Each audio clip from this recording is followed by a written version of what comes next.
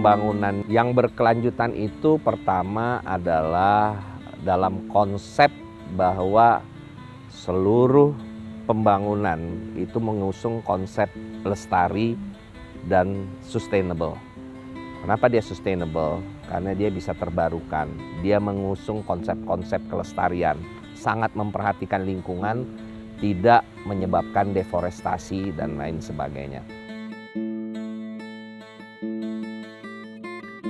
Ekonomi lestari atau ekonomi yang berkelanjutan sangat penting buat suatu kabupaten, bukan hanya di Musi Banyuasin, karena tanpa adanya konsep dan juga implementasi dari ekonomi hijau atau lestari ini, agak sulit kemudian suatu kabupaten mencoba mendapatkan keuntungan atau manfaat yang berkelanjutan ke depannya. Dengan ekonomi lestari kita harapkan apapun yang kita kemudian investasikan bisa juga berkontribusi tetap menjaga lingkungan yang ada, sehingga sumber daya alam seperti hutan, gambut, air dan sebagainya tetap ada. Daya dukung lingkungan ini sangat penting untuk investasi ke depannya juga dan kemudian juga kehidupan masyarakat di sekitar.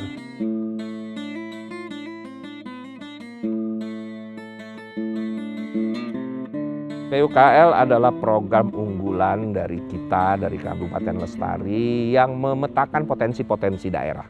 Potensi-potensi daerah yang bisa diangkat, yang bisa mendatangkan potensi investasi masuk ke dalam daerah dan memberikan kesejahteraan bagi daerah tersebut masuk masyarakatnya. Pertama, komoditas kelapa sawit dan karet itu komoditas utama. Saya ambil contoh perkebunan kami di Musi Banyuasin dengan konsep mengusung kelestarian tadi sudah berjalan dengan baik. Permajaan sawit nasional itu replanting itu diadakan di Musi Banyuasin sudah dari 3 tahun terakhir. Nah ini kan mengusung konsep lestari di dalamnya. Tidak ada konsep misalnya membuka hutan di dalam itu meremajakan dari kebun-kebun sawit yang sudah tua. Kemudian ada good agricultural practices di dalamnya yang harus ditaati oleh setiap petani yang diberikan bantuan permajaan sawit tersebut. Kemudian kita lanjutkan hilirisasinya ke dalam bentuk produk IVO atau Industrial Vegetable Oil yang nanti turunannya bisa untuk produk biofuel, bensin sawit atau bahan bakar nabati dan juga produk olahan untuk makanan misalnya.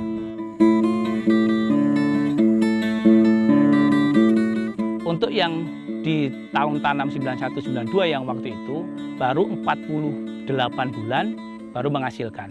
Tapi untuk yang baru ini, tanaman yang baru dari 24 bulan sudah menghasilkan, umur 26 bulan sampai 28 itu buahnya normal. Dengan umur 36 bulan ini sudah rata-rata di atas 4,5 kilo. Dampak secara langsung dengan kita kalau bandingkan antara dulu dengan saat ini, jadi pendapatan petani hanya rentan dalam waktu 2 tahun sudah bisa menghasilkan kembali. Kenapa karet? Ya karet sebagian besar 90% dari kebun karet ini ya punya rakyat. Yang dimana di masa sekarang ini harga karet jatuh, terjun bebas. Harga karet di tingkat petani kalau bisa itu lebih tinggi.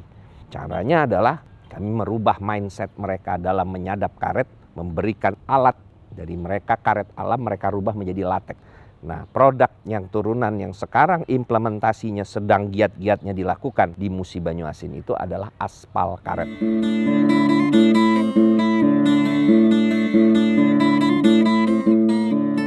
Kenapa Musi Banyuasin adalah prospektif bagi kita? Karena memang kita langsung punya kemitraan dengan petani.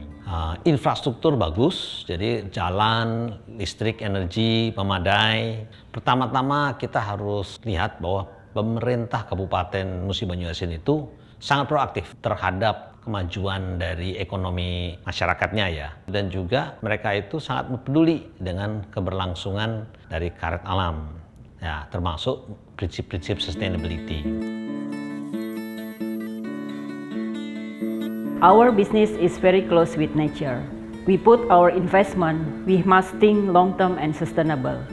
Especially in Muba district where our supply chain area concession, we support their low carbon development plan hand in hand to address environmental and social issue. We believe this is one of the solutions to tackling the risk to our investment and as a part of integrated fire management by providing them sustainable livelihood and inclusion to our business.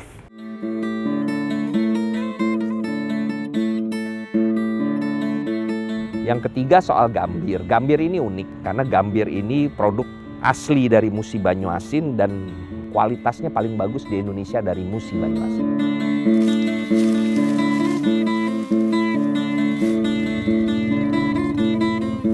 Gambir atau dalam bahasa Musi Banyuasin disebutnya gambo. Banyak sekali manfaatnya.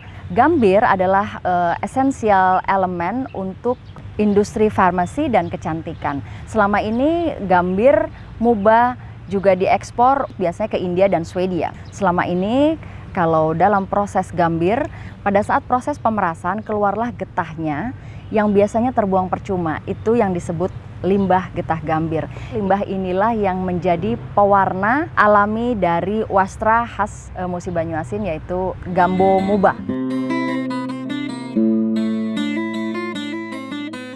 Pembangunan yang berkelanjutan ini merupakan sebuah tujuan, goals yang mana nanti muaranya itu mengarah kepada visi kami yaitu Green Growth Governance. Ini terbuka untuk seluruh yang berminat untuk menanamkan investasi di Musi Banyuasin.